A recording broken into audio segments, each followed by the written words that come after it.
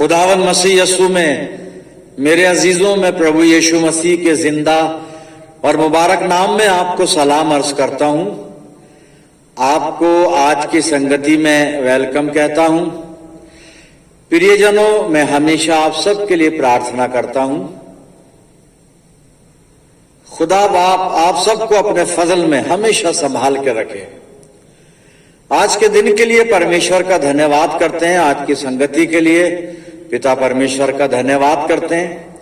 और आज वचन का जो हिस्सा खुदा बाप ने मुझको दिया है, भजन संहिता की पुस्तक पहला अध्याय है, मैं आपके सामने पढ़ रहा हूं। आप अपनी बाइबल में देखिए, जबूर पहला, भजन संहिता 1 अध्याय। यहां पर इस प्रकार से है, आप अपनी बाइबल फॉलो करें।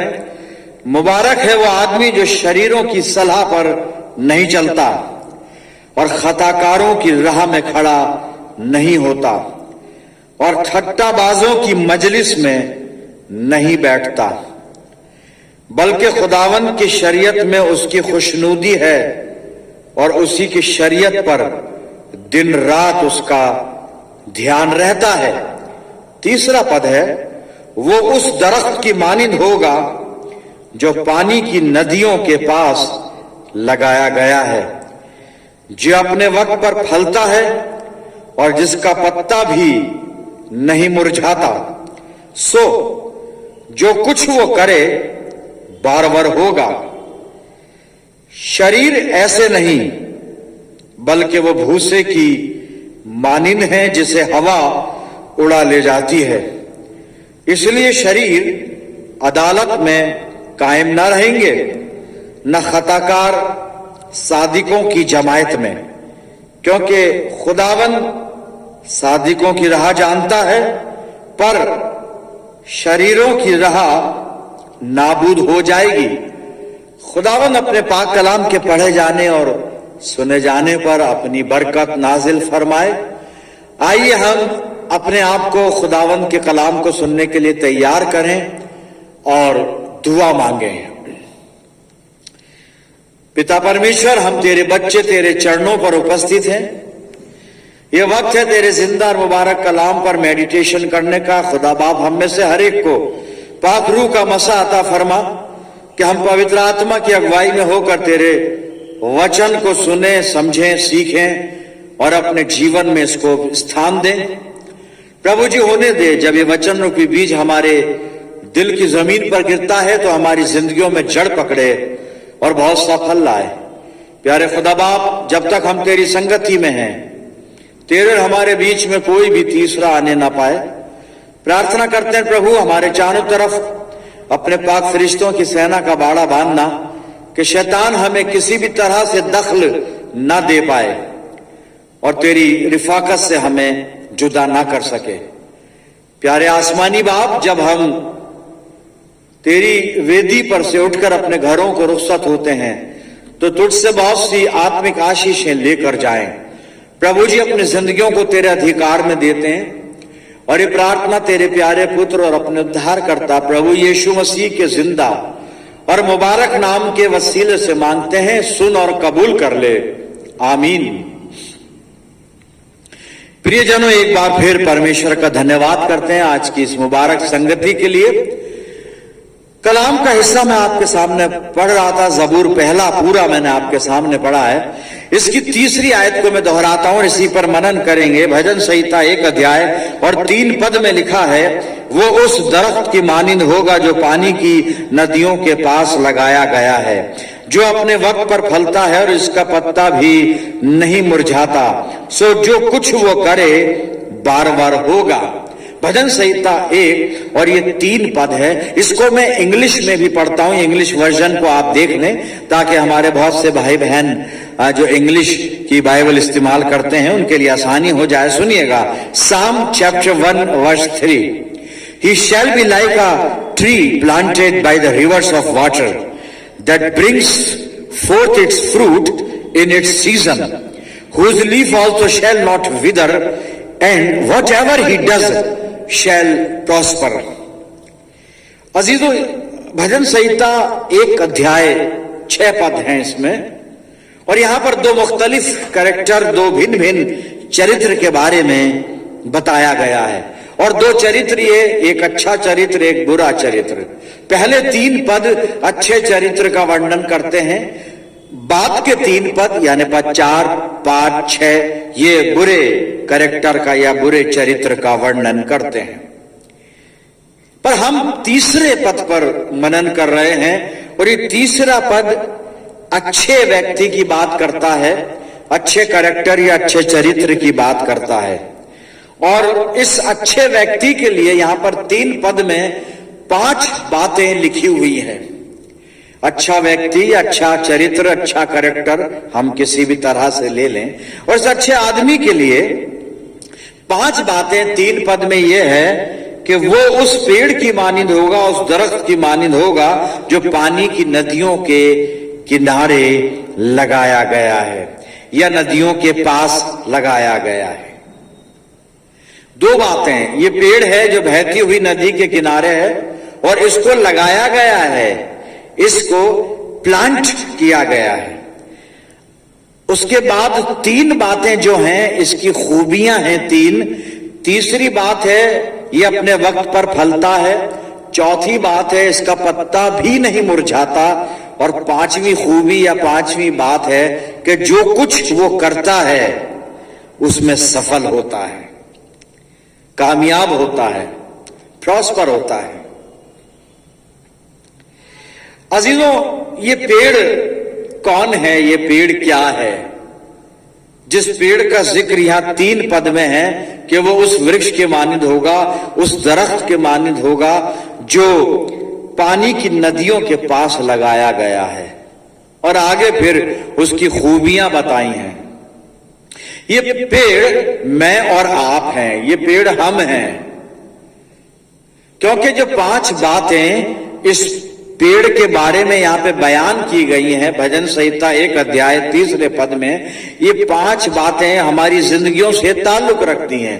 इसलिए मैं बता रहा हूं, अर्ज कर रहा हूं कि ये पेड़ आप हैं, ये पेड़ हम लोग हैं। 5 बातें। पहली 2 खूबी हमारी जिंदगियों से मेल खाती है। जो 2 बात इस पेड़ के लिए यहां पे लिखी है, बहती हुई नदी के किनारे, ये नदियों के किनारे लगाया गया है, पानी की नदियों के किनारे, और इसको लगाया गया, ये खुद नहीं उगाया, इसको लगाया है।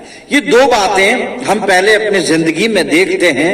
पानी की नदी के किनारे हम परमेश्वर के पास लाए गए हैं, हमें खुदा बाप के पास रखा गया है, हमें परमेश्वर की संगति में बुलाया गया है, हमें प्रभु की नजदीकी में रखा गया है, और रखने वाला हमारा खुदावंद मसीह यीशु है। मेरे अजीजों, हम प्रभु यीशु मसीह के द्वारा परमेश्वर के पास लाए गए हैं। अर्थात दूसरी खूबी हमारी जिंदगी में है कि हमें लगाया गया है, हम खुद से नहीं लगे, हम परमेश्वर के साथ खुद नहीं जुड़े हैं। हमारा मेल प्रभु यीशु मसीह ने कराया है पिता परमेश्वर के साथ, जो हम पिछले इतवार के सरमन में भी देख चुके हैं, और अक्सर इस बात पर हम बातचीत करते हैं। तो हम पेड़, वो पेड़ हैं हम जो पानी की नदियों के किनारे अर्थात परमेश्वर की संगति में लाए गए हैं। परमेश्वर के साथ हमारा, खुदा के साथ हमारा मेल मिलाप कराया गया है, और करवाने वाला खुदावंद मसीह यीशु है। अर्थात प्रभु यीशु मसीह ने हमारा मेल पिता परमेश्वर के साथ करवाया है। तो हम लगाए गए हैं, खुदावंद मसीह यीशु के द्वारा हम लगाए गए हैं। 2 खूबी जो उस पेड़ में, जो भजन संहिता 1 के 3 पद में बयान की गई है, ये हमारी जिंदगियों से मेल खाती है। 100% हम खुदा बाप की संगति में हैं, उस पानी की नदी के किनारे हैं। अभी मैं इसको अनफोल्ड करूंगा आगे चलकर, ये पानी की नदी क्या है, बहता हुआ जल क्या है ये, और हमें लगाया गया है, खुदावंद मसीह यीशु की मार्फत हमें लगाया गया है। पहली चीज, वो पानी की नदी, पानी जो जीवन देता है, पानी जो नरिशमेंट करता है, पहली मैं हवाला पढ़ूंगा। सबसे पहला हवाला यूहन्ना 4 आप निकालें और मैं 10 पद पढ़ रहा हूं। प्रभु यीशु मसीह बता रहा है स्वयं को कि किस तरह से वो जीवन का जल है। प्रभु यीशु मसीह, या यीशु मसीह के पास जीवन का जल है और हम यीशु मसीह की संगति में हैं, हम पिता की संगति में हैं, उस पानी की नदी के किनारे हम हैं। पहली चीज आप इसको अपनी बाइबल में देखें, यूहन्ना 4 और 10 पद में आपके सामने पढ़ता हूं। यीशु ने उत्तर दिया, यदि तू परमेश्वर के वरदान को जानती और ये भी जानती कि वो कौन है जो तुझसे कहता है मुझे पानी पिला, तो तू उससे मांगती और वो तुझे जीवन का जल देता, अर्थात प्रभु यीशु मसीह। तो हम परमेश्वर की संगति में यानी पानी की नदी के किनारे लगाए हुए पेड़ हैं। हमें खुदावंद मसीह यीशु के द्वारा लगाया गया है। मैं फिर दोहरा रहा हूं, यीशु मसीह के द्वारा हमारा मेल पिता परमेश्वर के साथ हुआ है। और कैसे हुआ है, मैं एक हवाला और पढ़ता हूं, इफिसियों की पत्री और उसका 2 अध्याय और 13 पद पढ़ूंगा, फिर उसके बाद 17 पद पढ़ूंगा। इफिसियों 2 को आप देखें और इसका 13 पद। पर अब मसीह यीशु में तुम जो पहले दूर थे, हम परमेश्वर से दूर थे, मसीह के लहू के द्वारा निकट हो गए हो। अब हम परमेश्वर के पास आ गए हैं। समझ गए हम? अब इसका 17 पद भी सुन लीजिए क्या लिखा है। उसने आकर तुम्हें जो दूर थे, हमें जो दूर थे और उन्हें जो निकट थे, पौलुस लिख रहा है, यहूदियों के लिए कह रहा है कि निकट थे और जो दूर थे, अन्य जातियां जो दूर थे। तो यहां पे 17 पद में पौलुस कहता है, उसने आकर तुम्हें जो दूर थे और उन्हें जो निकट थे, दोनों को मेल मिलाप का सुसमाचार सुनाया, खुदा से मिलवा दिया। मेरे अजीजों, 5 खूबी इस पेड़ में हम देख रहे हैं जो बाइबल भजन संहिता पहले अध्याय के 3 पद में है। उस व्यक्ति में 5 विशेषताएं, पहली 2 विशेषताएं हमारी बिल्कुल मेल खाती हैं उस व्यक्ति से जिसके बारे में बाइबल कह रही है कि हम परमेश्वर की संगति में हैं, परमेश्वर के पास हैं और यीशु मसीह के द्वारा हमें लगाया गया है।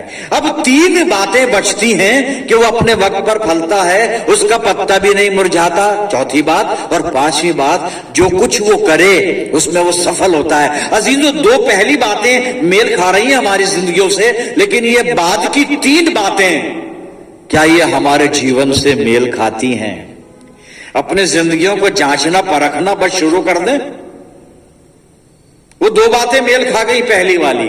अब जो आखिर की 3 बातें हैं कि जिसमें वो कहा जा रहा है कि वक्त पर फलता है, उसका पत्ता भी नहीं मुरझाता, और तीसरी बात, जो कुछ करे कामयाब होगा। क्या ये बाकी की 3 बातें हमारी जिंदगी में मेल खाती है?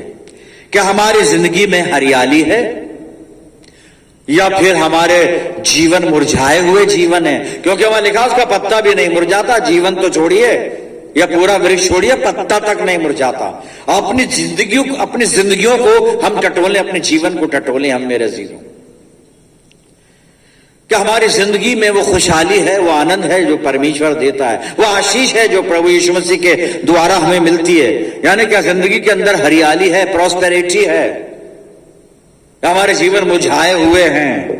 क्या हमारे जीवन में रूहानी फल, आत्मा के फल लगते हैं? वो समय पे फलवंत होता है, लिखा है, अपने वक्त पर फलता है। तो क्या आत्मा के फल जो अभी लास्ट संडे हम देख रहे थे वो हमारे जीवन में पाए जाते हैं? अपनी जिंदगियों को जांचने का समय होता है जब हम आराधना में होते हैं। और तीसरी खूबी, जो कुछ वो करे कामयाब होता है, सफल होता है। अजीजों, क्या ये 3 ब्लेसिंग हमारे जीवन में है या आशीषें हैं हमारी जिंदगी में?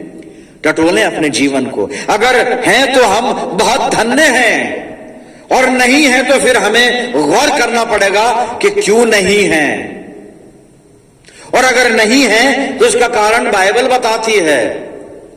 बाइबल तो कॉम्प्लीमेंट हमें दे रही है। यीशु मसीह ने इंतजाम किया कि हमें पानी की नदियों के किनारे लगाया गया है, और ये पानी की नदी परमेश्वर है। यीशु मसीह सामरी औरत से कहता है कि तू मुझसे मांगती और मैं तुझे जीवन का जल देता, मैं तुझे वो पानी देता जिसे पीने के बाद तू कभी प्यासी नहीं होती, मैं तुझे अनंत जीवन देता। और अगर अगर ये तीन बातें हमारी जिंदगी में नहीं है तो कहीं ना कहीं हमसे गलती हुई है। अपनी गलती को देखें, एक्सेप्ट करें, स्वीकार करें और उस गलती को अपनी जिंदगी से बाहर कर दें, अपने आप को ठीक करें। तो अगर ये तीन बातें हमारी जिंदगी में नहीं हैं तो हमसे गलती हुई है। और गलती क्या हुई है? जो इस्राएलियों से हुई थी वही गलती शायद हमने दोहराई है और वो गलती बाइबल बताएगी। अब आप बाइबल देखें और यिर्मयाह नबी की पुस्तक को खोल लें और उसका 2 अध्याय निकाल लें और खुदा बाप खुद बताएगा गलती क्या हो सकती है। यिर्मयाह 2:13। अभी हम बात कर रहे थे कि वो पेड़ ऐसा पेड़ है, वो व्यक्ति ऐसा व्यक्ति है जो पानी की नदियों के किनारे लगाया गया है, अपने वक्त पर फलता है, उसका पत्ता भी नहीं मुरझाता, वो हर वक्त कामयाब होता है। यहां पर अगर ऐसा नहीं है तो क्यों नहीं है? क्योंकि खुदा तो बरकतों को देने वाला खुदा है। परमेश्वर की तरफ से किसी भी तरह की कोई कोताही नहीं है। वो तैयार है आशीष देने के लिए, वो बरकत देना चाहता है। कमी हम में है, हो सकती है, और कमी क्या हो सकती है या कमी क्या है वो बाइबल बता रही है। जी, यिर्मयाह 2:13। क्योंकि मेरी प्रजा ने 2 बुराइयां की हैं, क्योंकि मेरी प्रजा ने 2 बुराइयां की हैं और ये 2 बुराइयां हो सकता है मेरी जिंदगी में हो, और इसलिए मैं वक्त पर नहीं फलता हूं, इसलिए मेरे जीवन में मुरझायापन है, जिंदगी मुरझाई हुई है मेरी, मुझे सफलता नहीं मिलती। क्यों? क्योंकि मैंने 2 बुराइयां की। पहली बुराई, यहां पे परमेश्वर कह रहा है क्योंकि मेरी प्रजा ने 2 बुराइयां की हैं। पहली, उन्होंने मुझ बहते जल के सोते को त्याग दिया है। यीशु मसीह ने तो मुझे उठाकर परमेश्वर की संगति में रखा था, मुझे बुलाकर परमेश्वर की संगति में रखा था, मुझे पानी की नदी के किनारे रखा था, लगाया था, लेकिन मैंने खुद ही बहते जल के सोते का त्याग कर दिया, तिरस्कार कर दिया, उससे दूर चला गया। यहां लिखा है मुझ बहते जल के सोते को त्याग दिया है। और उन्होंने दूसरी बुराई, और उन्होंने हौद बना लिए, वरन ऐसे हौद जो टूट गए हैं और जिनमें जल नहीं रह सकता। टूटे हौद जिनमें पानी ठहरता ही नहीं। यानी मैंने अपने जीवित परमेश्वर को छोड़कर अपने लिए दूसरे रिसोर्सेज ढूंढ ली हैं, जहां से मैं अपनी जिंदगी की जरूरतों को पूरा करना चाहता हूं पर होती नहीं, आशीष पाना चाहता हूं पर आशीष मिलती नहीं। क्यों? क्योंकि मैंने बहते जल के सोते खुदा बाप को छोड़ दिया है और अपने लिए ऐसे टूटे हुए हौद बना लिए या हौद बना लिए जिनमें पानी रुकता नहीं। प्रियजनों, मैं अपने जीवन को देखूं, कहीं मैंने ये बुराई तो नहीं की, खुदा बाप को छोड़ तो नहीं दिया, उसकी संगति से कहीं मैं दूर तो नहीं चला गया? फिर क्यों मेरे जीवन में हरियाली नहीं है? क्यों मेरे जीवन में मुरझायापन है? जिंदगी मुरझा रही है। क्यों मैं सफलता नहीं पाता, कामयाब नहीं होता किसी बात में, किसी योजना में, किसी काम में? क्योंकि मैंने परमेश्वर को छोड़ दिया। मैं अपनी जिंदगी पर गौर करूं। खुदा बरकत देना चाहता है, खुदा आशीषों का परमेश्वर है। यशाया नबी की पुस्तक और उसका 65 अध्याय 17 पद में खुदा बाप क्या कहता है, सुनिएगा। यिर्मयाह में कह रहा है ना, मेरी प्रजा ने 2 बुराई की, लेकिन परमेश्वर तो प्यार करता है, वो हमारी बुराई कहां देखता है। अगर हम परमेश्वर की तरफ फिर आते हैं, लौट आते हैं, तौबा कर लेते हैं, मन फिरा लेते हैं, तो वो तैयार है आशीष देने के लिए। क्या कहता है यशाया 65:17 पर सुन लीजिए पहले। क्योंकि देखो, मैं नया आकाश और नई पृथ्वी उत्पन्न करता हूं और पहली बातें स्मरण ना रहेंगी। खुदा कहता है मैं भूल जाऊंगा तुम्हारी गलतियों को, खताओं को, गुनाहों को। पहली बातें स्मरण ना रहेंगी और सोच विचार में भी ना आएंगी। खुदा कहता है मैं तुम्हारे लिए नया करने को तैयार हूं, तुम्हें बरकत देने को तैयार हूं। और क्या आशीष देगा परमेश्वर? इसी का 21 और 22 पद, वो घर बनाकर उनमें बसेंगे, वो दाख की बारियां लगाकर उनका फल खाएंगे। ऐसा नहीं होगा कि वो बनाएं और दूसरा बसे, या वो लगाएं और दूसरा खाएं, क्योंकि मेरी प्रजा की आयु वृक्षों की सी होगी और मेरे चुने हुए अपने कामों का पूरा लाभ उठाएंगे। जो कुछ वो करेंगे उसमें सफल होंगे, बार बार होंगे, कामयाब होंगे। प्रियजनों, परमेश्वर का आह्वान है, अगर हमारी जिंदगी में नेगेटिविटी है, कमी है, खामी है, निराश है, हम फेलियर हैं अपनी लाइफ में, परमेश्वर कह रहा है अभी भी मेरे पास आ जाओ, मैं तुम्हें आशीष देना चाहता हूं। तुम घर बनाओगे, उसमें बसोगे भी, दाख की बारी लगाओगे, उसका फल भी खाओगे, समय पर तुम्हें सफलता मिलेगी। मेरे पास आ जाओ। क्या हम तैयार हैं जीवन के जल के पास जाने के लिए? आज हमारे लिए इनविटेशन है, दावत है। परमेश्वर बुला रहा है और परमेश्वरी केवल अकेला नहीं बुला रहा है, उसका पुत्र, मेरा और आपका उद्धार करता प्रभु यीशु मसीह, वो भी हमें निमंत्रण दे रहा है। प्रियजनों, वो भी हमें बुला रहा है। हम वापस जीवन के जल के पास आ जाएं। अगर हम दूर जा चुके हैं, भटक गए हैं, आज ही मन फिराएं, तौबा करें और जीवन के जल के पास आ जाएं। कैसे आ जाएं? कौन दावत दे रहा है, कौन बुला रहा है? आइए वचन से बातचीत करते हैं। नए नियम में यूहन्ना रचित सुसमाचार 7 अध्याय 37 और 38 पद आपके लिए पढ़ता हूं। सुनिएगा, ये प्रभु यीशु मसीह का इनविटेशन है और इसलिए है ताकि हम फिर इस पानी की नदी के किनारे चलें जो जीवन का जल देती है, अर्थात प्रभु यीशु मसीह, और इसके पास, इसकी संगति में आ जाएं ताकि हमारा जीवन वक्त पर फलवंत हो, कोई पत्ता हमारी जिंदगी का कभी ना मुरझाए और जो कुछ हम करें हमें कामयाबी नसीब हो, सफलता प्राप्त हो। आना पड़ेगा। तो उस निमंत्रण पर विचार करते हैं जो बाइबल हमें दे रही है, अर्थात प्रभु यीशु मसीह हमें दे रहा है। यूहन्ना 7 37 और 38 पद सुनिएगा, इसके बाद प्रार्थना करेंगे। प्रभु यीशु मसीह कहता है, सुनिए, पर्व के अंतिम दिन, पर्व के आखिरी दिन, जो मुख्य दिन है, यीशु खड़ा हुआ और पुकार कर कहा, यदि कोई प्यासा हो तो मेरे पास आए और पिए। अगर कोई प्यासा है तो आ जाए, अभी आ जाए यीशु मसीह के पास।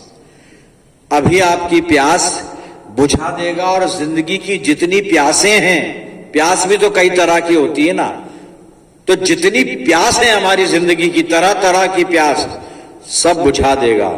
यहां पर वो कह रहा है, यदि कोई प्यासा हो तो मेरे पास आए और पिए। जो मुझ पर विश्वास करेगा, जैसा पवित्र शास्त्र में आया है, उसके हृदय में से जीवन के जल की नदियां बह निकलेंगी। प्रियजनों, प्रभु यीशु मसीह आपको निमंत्रण दे रहा है, जीवन जल की नदी के पास आ जाइए।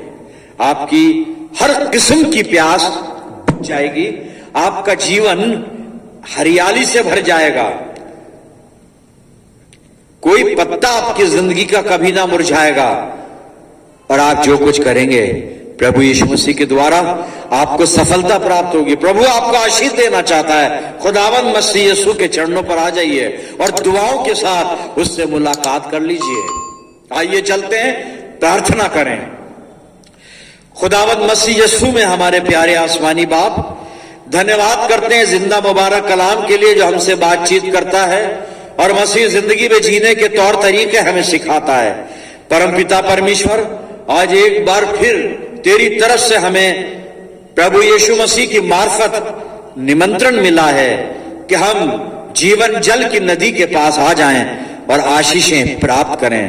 परमपिता परमेश्वर, अपनी जिंदगी को तेरे चरणों पर लेके आते हैं, तेरी वेदी पर प्रभु जी अपने आप को खाली करते हैं। परम पिता परमेश्वर, हमारी प्रार्थना को स्वीकार कर और खुदा बाप अपनी रहमत हम पे बरसा और अपना अनुग्रह हम पर कर दे। खुदा बाप, अपनी जिंदगियों को तेरे हवाले करते हैं। मैं सब अजीजों के लिए दुआ करता हूं जितने मेरे साथ दुआ में सम्मिलित हैं। इन सब प्रियजनों पर तेरी शफकत, रहमत और बरकत का साया हमेशा बना रहे। परमपिता परमेश्वर, हम सब तेरे विश्वासी बेटे और बेटियां मिलकर पूरे संसार के लिए दुआएं खैर करते हैं। आसमानी बाप, हमारी जिंदगियां तेरे इख्तियार में हैं। हमारी जिंदगियों को अपने जलाल के लिए, अपनी खिदमत के लिए, अपनी गवाही के लिए इस्तेमाल फरमा। सब कुछ तुझे सौंपते हैं प्रभु, और ये प्रार्थना तेरे प्यारे पुत्र अपने उद्धार करता और जीवन देने वाले और आशीषों के देने वाले खुदावंद यीशु मसीह के जिंदा और मुबारक नाम के वसीले से मांगते हैं। सुन और कबूल कर ले, आमीन। अब हमारे खुदावंद मसीह यीशु का फजल, खुदा बाप की मोहब्बत, रूहे पाक की रिफाकत और शिराकत हम में से हर एक के साथ, तमाम ईमानदारों के साथ, हमारी सब कलीसियाओं के साथ अब से लेकर हमेशा तक होती रहे, आमीन।